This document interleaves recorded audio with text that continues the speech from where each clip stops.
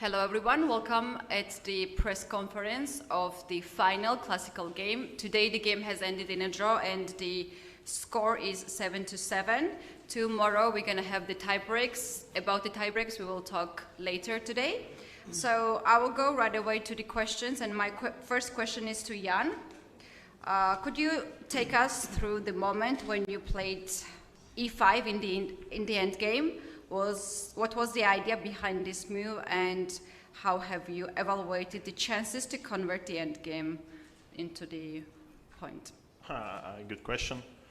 I guess e5 is the move which spoils the advantage, because I missed the idea that after rook h8 he can double actually on the back rank, like play rook g2 g8. This was quite a shocking moment, and I guess some move like rook b3 instead of e5 and white is just paralyzed.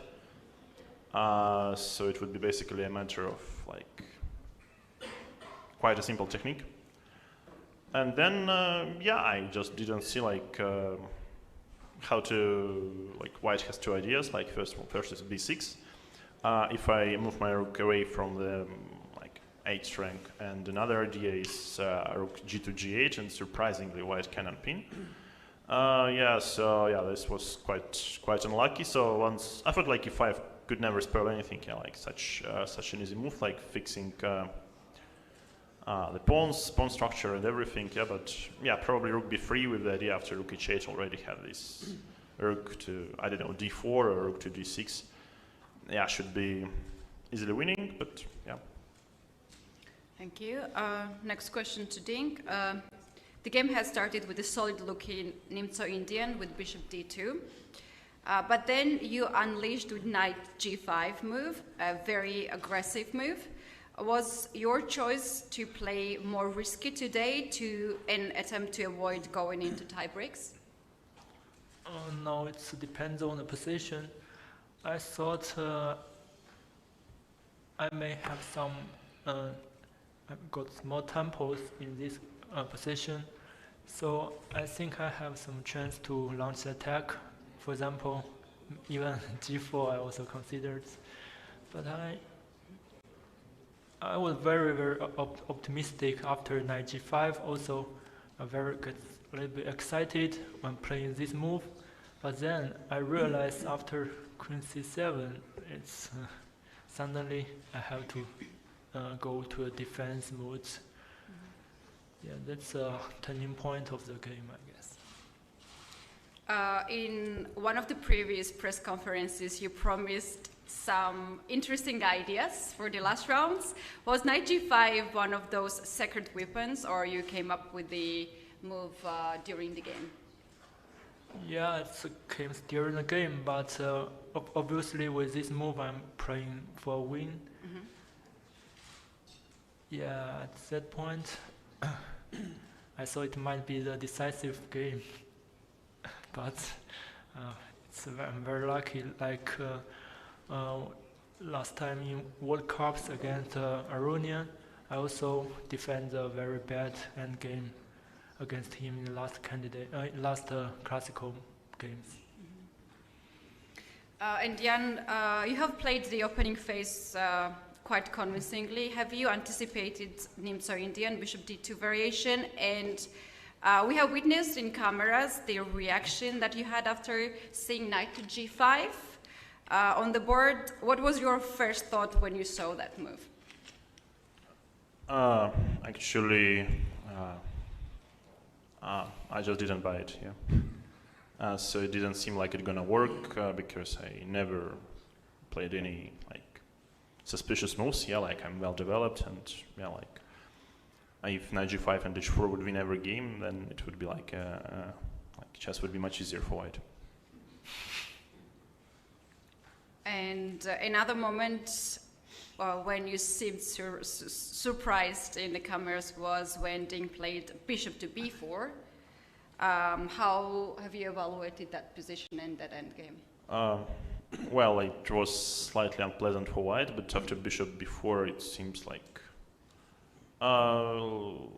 if things don't work out too well for white probably is just lost after this move. I mean, it's looked very, very like very suspicious. But yeah, I guess thanks to this move rook c4, white is not losing by force, and then I guess knight c5 was an inaccuracy, so maybe knight a5 was the move. But yeah, surprisingly, the position is still quite solid. Yeah, but bishop b4 is such a decision. Probably indicated that my opponent thinks he's in trouble. Right. Dink, you have sacrificed the pawn on g2 when the game was heading to the end game. Could you please explain to us what was your reasoning when you made this decision? Well, first I calculated bishop g3, but he can play, I think, both knight g6 or knight d7 with the idea of knight e5, and it's I guess it's difficult to play for white. Also, I consider f3 to stay passive, but then actually I didn't calculate carefully for the line bishop g2. Yeah, I just sacrifice the pawn with knight c5. All right. I don't have more chess-related questions. I will go now with the general question, and I'll start with Ding with you. When you're looking back of these 14 games that you have played in the match, which was the most difficult game for you?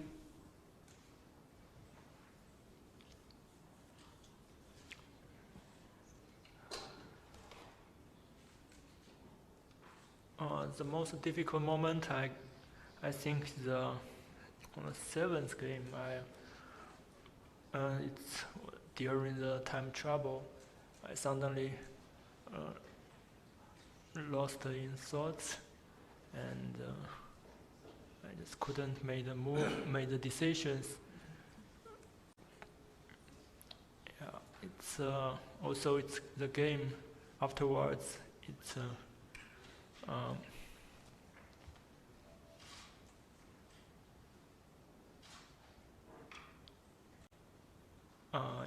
influenced me. Yeah.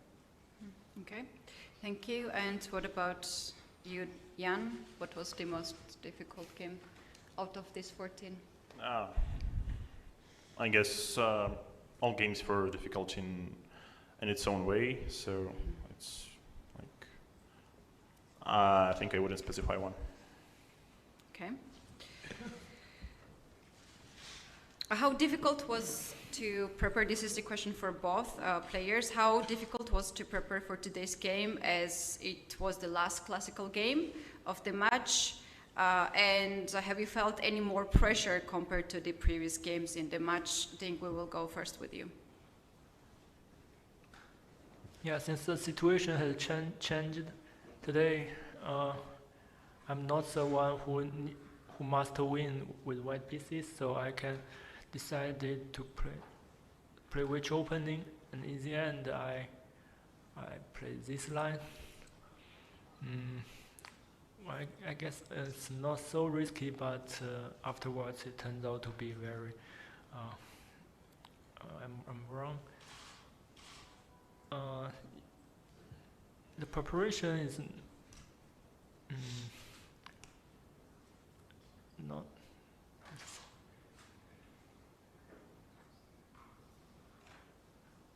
Yeah, it's more about mentally, I guess. All right, thank you. What about you, Jan? I don't know what to say. Do you want me to repeat? Yeah, you can repeat, but I mean, I think I won't anyway. I won't be able to say a lot. All right, my next two questions to both players, and then I'll give the time to press. Today, one of you could become the world champion. Is this thoughts cross your mind at any point today in the game? have you thought that let me enjoy this moment thing? Let's go with you first. Well, only the mind sort of did not get the world champion comes to my mind at some point. Right. What about you, Jan? I guess it's anyway was too early to count chickens. All right, and my last question is about the tie breaks. So the match is tied 7-7 in the classical portion, and tomorrow we are going to the rapid portion. 4 games, 25 minutes plus 10 seconds. After almost 1 month of playing classical chess, will you find it difficult to adopt the rapid thing?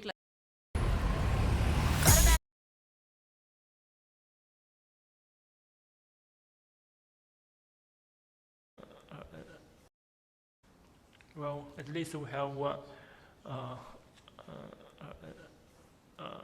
not 1 day, but half days to rest, to think about the rapid game. All right, what about you, Jan? Sorry, what? Is it difficult to adopt after such a long tournament playing classical chess to rapid portion? We'll see. All right. Thank you for the answers. It has been really long game indeed, and it's now time to go to press. Здравствуйте, Эльмира Мирзоева, телеканал Матч ТВ. Вопрос Яну Непомнящему. Ян, вообще вот вас удивил сегодня дебютный выбор оппонента, вариант со слон d2, решающая партия. И вот насколько вы вообще думали, что ваш соперник будет готов на себя брать риск, ну вот для того, чтобы выиграть белыми решающую партию? Ну, любой дебют можно играть. Jan, the question is to you. Were you surprised by your opening, choosing the bishop d2 in the beginning, and he was going to take a risk and to trying to win? So how can you assess, and were you surprised by it? Ну, любой дебют можно играть по-разному. Я думаю, что Немцович и 3 слон d2 это очень крепкий вариант. А другое дело, что после конь g5 и h4 белые взяли на себя некие обязательства. Вот. Ну, все равно какая-то получается борьба, так или иначе.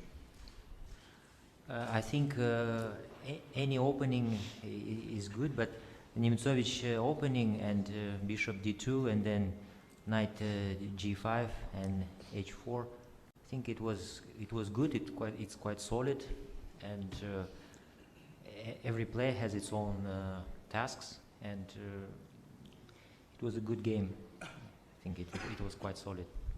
Thank you. Next question, Leoncho. Leoncho Garcia from El País. My first question is to Jan. As today's game was the last classical one, I guess this is the right moment to ask you about what I consider one of the most important points in the whole match.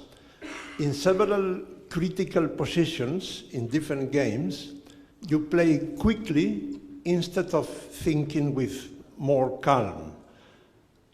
Can you explain why? That's a good point.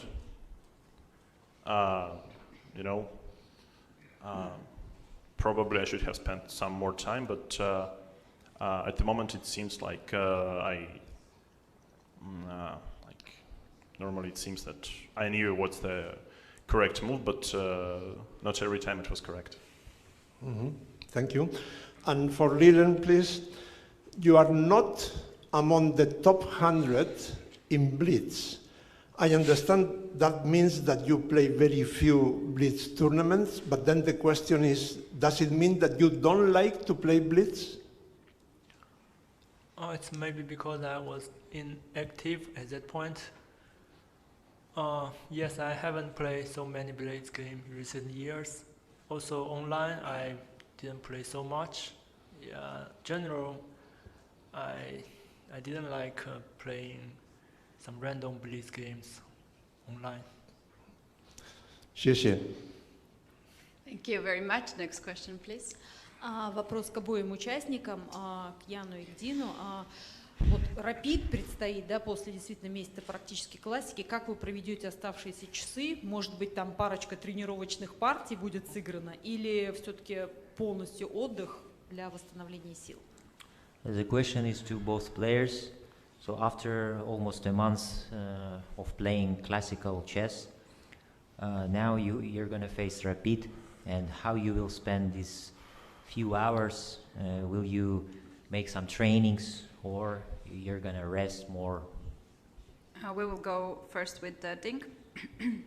Well, now I thought I need to take a rest and try to find the motivations for tomorrow's rapid tie break. Thank you. Jan? Shall I translate? Yes, please. Дин говорит, что я думаю, что сперва нужно отдохнуть, и потом уже нужно найти какую-то мотивацию на завтрашний рапид и хорошо подготовиться. Я думаю, что сегодня уже немножко как поиграл, да? Вот, поэтому, наверное, буду отдыхать.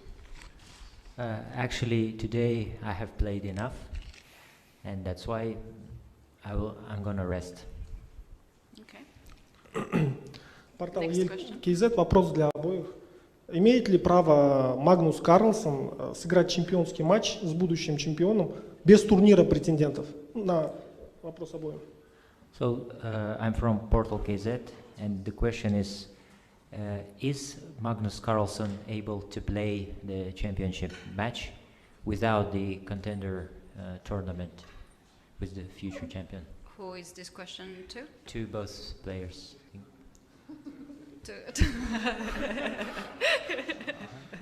Я думаю, что в зале присутствуют некоторые официальные лица из ФИДа, и, может быть, они смогут пролить свет на этот интересный вопрос. I think in the audience there are FIDE representatives, so they can answer this question. Yes, thank you. The answer is no. Спасибо. Ответ нет. Thank you. Do we have more questions in the press? Дин еще не ответил. It will not change any the reality. Sorry. Let's go the next question. Do we have? All right. It's time for just base India, please. Hi, Aditya from Chessbase India. Question to Nepo. Nepo, in the first 10 minutes, you almost blitzed out the opening. And when Ding took almost 13 minutes to play Queen C2, you immediately played D takes C4. Could you please tell us that till what point was your preparation? I guess I checked something like this. So I knew, like, I think there were some games, and I think I can only recall that knight c6 is inaccurate because of rook d1. But I guess dc4 is I think, if I'm not mistaken, that's the correct move. Okay, thank you so much. Thank you. From Twitter segment, we're gonna take only one question. Jesse, please bring the one question only and the good one. I didn't know there was only one, so I need to select, I guess. Right, so Jan, did you consider playing g6 instead of taking on c5 with the knight? What was your evaluation of the position at that time? Actually, I thought that knight ac5 is nearly winning because of my rook's activity, and the bishop on e2 is placed really poorly. So if I would think that knight ac5 is not enough, probably I would consider g6. But I guess I quickly got a winning position after knight ac5 as well. Yes, so I wouldn't criticize myself for this particular move. Probably, then e5, was quite unexpected that white actually can regroup. That it's not a stalemate. Thank you. Do we have more questions, please? Менің есімім Асылбек, Қазақстан ұлттық арнасының журналистімін. Менің сұрағым екі гроссмейстерге. Жалпы осы ойыннан ұтып алатын қаржыларыңызды неге жұмсайсыздар? Көбіне көп жеңімпаздар мұндай қаржыны қайырымдылыққа жұмсап жатады. Hello, I'm from Kazakhstan TV channel, and the question is to both players. How are you going to spend your prize fund after the match? And normally players spend some portion of it for charity. What about you? Jan, we will go first with you. Let me think some, next time about this. Я подумаю, мен ойлана жатармын, осы туралы келесіде сөйлесеміз. Мы поговорим об этом в будущем. What about you, Ding? Well, I'd like to travel when I have some spare time. Я бы хотел путешествовать, когда у меня будет свободное время. Менің бос уақытым болған кезде мен әлемді аралағым келеді. Thank you very much. Do we have more questions in press? I don't see more questions here. So now it's time to call on the stage the chief arbiter, Nepo Baralic, who will announce the format of the tiebreaks and also will draw the lots.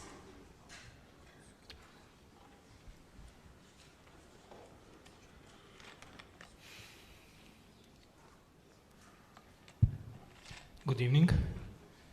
After 14 games, the final result is equal, 7-7. According to the regulation, tiebreak shall be played tomorrow at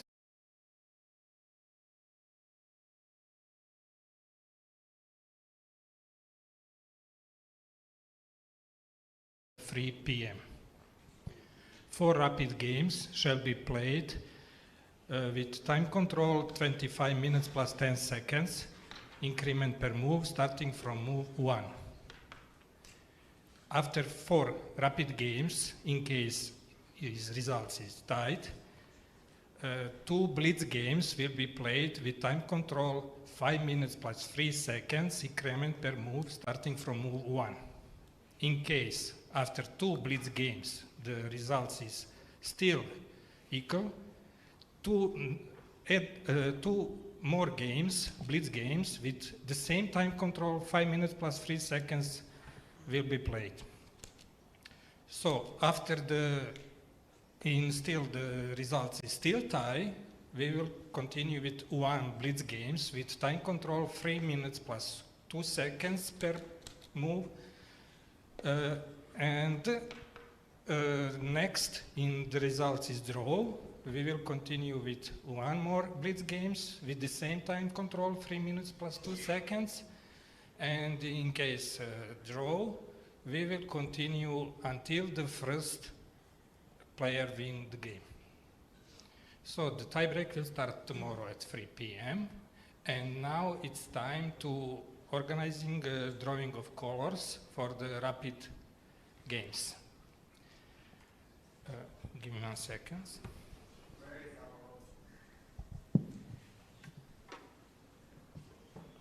We have 2 boxes, and inside of the boxes there are pieces.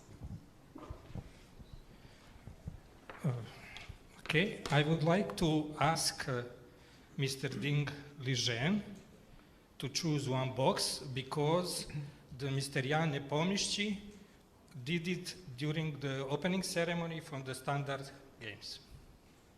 Mr. Ding? Yeah, you can. Yes, You please can. take it.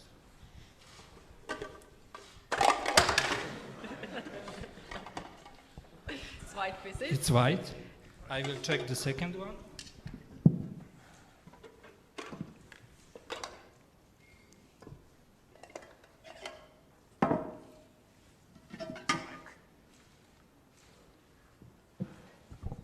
Mr. Dinglijan tomorrow first game will play with white pieces and Mr. Jan Nepomniachtchi with black pieces. Thank you. Thank you very much. So we do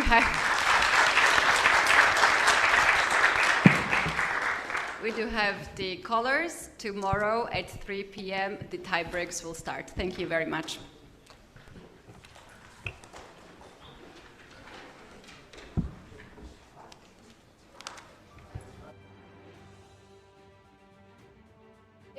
too soon to start thinking about a €2 million prize fund for the players, as there's a big day of tie breaks coming up tomorrow. And these are the formats going into the playoffs. The players will first fight in 4 rapid games, 25 minutes. Every time a player presses the clock, they get a 10-second increment. If that ends in a tie with a 2-2 score, we will see 2 blitz games, 5 minutes with a 3-second increment. And if that ends on a 1-1 score, then the players will play 1 blitz game. Well, they'll continue to play the blitz game with the time control, 3 minutes and a 2-second increment till one of the players wins the world championship. And we saw the candid emotions and feelings and analysis of the players in the press conference today. Fabi, how hard will it be for Yan and Ding to get sleep tonight? I think they'll probably sleep well. After a game this long, I'm sure they're tired, and hopefully they have no trouble getting to sleep. But I think without any disappointment, and probably they'll both feel like today was a normal result. Maybe Jan a bit disappointed, but I think they'll be able to sleep pretty well tonight. Yeah, I mean, we heard Jan in the press conference. He was saying, oh, E5, it looked like a good move. And people were asking him, did you rush? He knows he had a better position, so it will be difficult for him to recall this game and think about moments that could have been, things that he could have changed, moves that he could have played that might have led him to the World Championship title. But it's not his first time seeing the World Championship title within his sights and then letting it slip. Game 12, he had the upper hand. Ding won that to level up the match. So I feel like for Jan, there has been some disappointment in recent games, but he has done well after that disappointment to bounce back. And for Ding, you heard him. He wants to rest. He'll find his motivation tomorrow. But both players seem like they've given it their all in the 14th and final Classical game. And whatever they have left in the tank will be laid out on the table tomorrow. It's all inevitable. We will have a world champion tomorrow. And Fabi, you were mentioning long game, tiredness, but knowing what's on the line, what's at stake, and it will all be decided tomorrow. I am predicting a sleepless night for both Yan and Ding, but of course the adrenaline will kick in regardless of how much rest they get. They've got to try and get that recovery period in. Going into 4 rapid games, a completely different mind shift from what we've seen in the classical. Now, in the 14 classical games, we often saw Ding being the one who struggled on the clock. He was down on the clock. There was that big meltdown moment that he mentioned. It was the hardest for him in the World Championship match. He said game 7, it had a big influence on him throughout the classical games as well. We've seen him fight it out in the time scramble. Jan's been the one who's been up on the clock, and we see their head-to-head as well. Such a close match in the classical portion, and that's exactly what we'll get in the rapid as well. Now, rapid and blitz ratings, they are so volatile. So it's hard to go by the numbers here, but we do see that Ding does lead with a 7-6 margin in the rapid. And I was talking about the clock edge that Jan Nepomniachtchi has had in the classical games of the World Championship match. Going into rapid, Robert, you see that as being a competitive edge for Jan? You see that as something that he could be relying on just to be the faster player tomorrow? It's funny because I think people would see Jan has been faster, so he should be better in quicker time controls. But one of the players who uses the most clock during classical chess is Alexander Grishuk. And guess what? He's a 3-time World Blitz champion. So players who don't mind spending a lot of time during classical games, they may thrive in quicker time control settings because they're used to playing under the duress of having just the waning seconds on the clock. So I don't see Jan's quick play as an advantage for him necessarily, but I do think that Ding Liren, he has been a bit shaky. This was a game that he could have lost. So I think that he is going to have to adjust to the new time control, and he can't get himself that low on the clock, but he does have increment. That's a big difference. 10 seconds added per move in the rapid chess. That means that even if he finds himself low on time, he can rebuild his clock. Yeah, I think that there is actually a correlation between, as you said, players who think a lot in classical chess and players who are good at blitz, because very often they're not afraid to get into time trouble. And that's why they don't mind spending a lot of time on those moments where they feel like it gives them an edge for the rest of the game, like Grishuk, as you mentioned. And I can also think of other examples of players who like to think a bit because they're not afraid of those time trouble moments. Even Magnus would come to mind as a player who, although sometimes he plays quickly, he's also not afraid very often in the opening, even in rapid and blitz games, to think quite a bit in the opening because he wants to get out to a good start, and then he's not too worried that being in time trouble won't affect him so negatively. So I don't see Jan being faster in critical moments in this match as necessarily that he's a better blitz or rapid player. Although I think that for Ding, we just don't have enough info in the last few years to gauge exactly how his form in fast time controls is, because we see his blitz rating is inactive. He even mentioned in the press conference. We just don't have enough recent information in games for Ding. And that's what he said, that, well, he hasn't played that much blitz. And we saw in that head to head graphic as well that the big score for Jan is in blitz. A score that was pretty destructive. He leads with a huge margin in blitz, and now going into that rapid portion, keeping that in mind, Ding Liren's lack of activity, lack of experience in the recent history, in the recent time in blitz format. Will he try to decide the match in rapid in the 4 games that he's got? Will that be the aim for Team Ding tomorrow, to try to do the best in rapid and avoid going into blitz against Jan? I think both players want to avoid the blitz, because at this stage, you're like, oh, we're going to play a game with just a few minutes on the clock. That's scary territory. So I think that both players, they're going to play their best chess in the rapid. They'll try to make the most of their chances. But I don't think if it's 1.5 after 3 games, that suddenly a player will feel, I need to win this game. I can't go to blitz. They're both very talented. They're both have played plenty of important blitz games in their lives. So I just don't think that players have to take risks in rapid because they're afraid of quicker time controls. I think that's certainly the case, because it's not only about how good you are in blitz, classical, rapid at this moment. A lot of it is also about tiredness and nerves. And in blitz chess, when it comes down to your last few seconds, even if, let's say, you're looking at a very, very big 13-2 edge that Jan has over Ding in their blitz games, I don't think it really will matter in the heat of the moment, because with seconds on the clock, yeah, the past no longer matters. It's about those like split-second decisions, and it's going to become random. Anything could happen. I don't know if either player wants to let it get to that random point, but they might also not be. They don't want to take excessive risks to avoid blitz and end up losing a rapid, because maybe they consider their chances as 50-50 in blitz, and those are still pretty good odds. For us, it's just too difficult to say. I mean, these guys have been so close in everything that we've seen so far. This match has been back and forth, and I think it will continue to be close.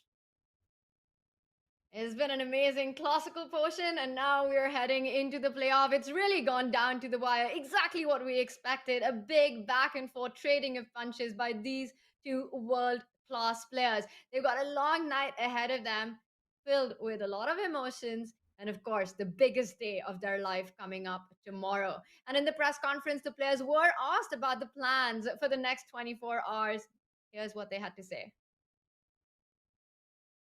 Well, now I thought I need to take a rest and try to find the motivations for tomorrow's rapid tie break. Я думаю, что сегодня уже немножко как поиграл, да? Вот, поэтому, наверное, буду отдыхать. Actually, today I have played enough, and that's why I'm gonna rest. 2 very different approaches there. Ding Liren saying he wants to find motivation for the tiebreak, the rapid matches. Slightly surprising to me. World Championship crown, what bigger motivation can one find? And Jan Nepomniachtchi there saying he's played a long game. He's going to focus on rest. Robert, what did you make of Ding mentioning motivation being a factor? Well, I think it was part of the question, so that's why he incorporated it into his answer. I don't think he needs any more motivation than the World Championship title that is at stake. And Jan, he says, I played enough chess today. I'm exhausted. I think we've seen that from both players. They are motivated as you possibly can be. And I feel like it's just a lot is up in the air. When you start playing quicker time controls, you do feel nervous because there's more variance. Mistakes are more frequent. You could find yourself blundering at early stages of the game. And you could also find yourself coming back from those mistakes because your opponent may not have enough time to work out all the nuances to win that game. So I think that both these players, they're starting a new mini tournament. It's awkward, it's difficult. Fabi probably can speak to this because he played a rapid tiebreaker to decide his World Championship match. But I mean, from my perspective here, it just there's so many differences that we can't talk about the storyline of the first 14 games and include the next tiebreaks. It is just a big difference. Yeah, and I wonder also if if there was maybe some element of translation there, like maybe he didn't exactly mean that he's not motivated, because I think that for sure he's fully motivated to win this match. I mean, tomorrow is going to decide if he's a world champion for the next few years. Well, decided for both players, of course, or if he'll need to try to make another run of it next time. But yeah, tomorrow is super critical. I'm sure they're both fully motivated, but Jan is absolutely correct, I think, in his assessment that it's the most important thing right now is rest. No matter how bad you want it, you still need to sometimes take a step back, not prepare up to the very last minute of the game, and just because you want it so bad, you end up tiring yourself out. It's important to get that rest in too, because it'll be a day which is decided by probably some serious mistakes. I mean, it's going to be fast time controls, a lot of nerves, a lot riding on it. I expect we'll see some serious mistakes. I think that's unavoidable, and you want to limit that as much as possible by getting as much rest so your head stays fresh. And they got to balance that out with also opening preparation for the big rapid day and perhaps also blitz that we might be seeing after rapid. The players have got such little time. It all happens tomorrow. Tomorrow we will have the world champion. And Liren starts rapid with the white pieces. Fabi, what's your take on that? Is there any advantage at all starting with white? A brand new format, a brand new time control? I don't know if it makes much difference. I thought about this recently because I was playing the Champions Chess Tour, and you're playing different matches. Some you start with white, some with black, and I generally prefer to start with black, but I wouldn't say it's much of a difference. Probably doesn't make a difference, but that's just my kind of feeling about it.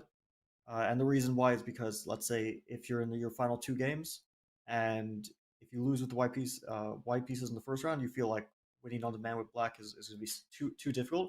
Well, if you lose with black in the first game, you feel like I have more of a chance to get back in this with the white pieces. While if you draw with black in the first game, then you feel like, okay, with the white pieces, I can kind of press for free, like safe way to press for an edge with white. So it feels a little bit like that second game you get a bit more opportunity. But that being said, maybe, I mean, if we see the results of like different matches, I'm sure we'd see pretty much the same, like that we wouldn't see much of a correlation between having black in the first game and better results. I think we'd probably see that more or less results stay consistent. I am so excited about tomorrow. This is such a monumental day in the chess world. After an extraordinary match, we go into the rapid playoffs to start with. And who knows, we might have the world champion being decided in the Blitz. And Fabi, Robert, it was a long day of chess. But I feel so blessed to have this ringside view of the action with you guys. And of course, the chat. Almost 200,000 people across the world joining us for this final 14th classical game. And the biggest day of the match is ahead of us. It's all happening tomorrow. The 17th world champion will be decided tomorrow. Do not miss that. And we leave you for now with the best moments from game 14.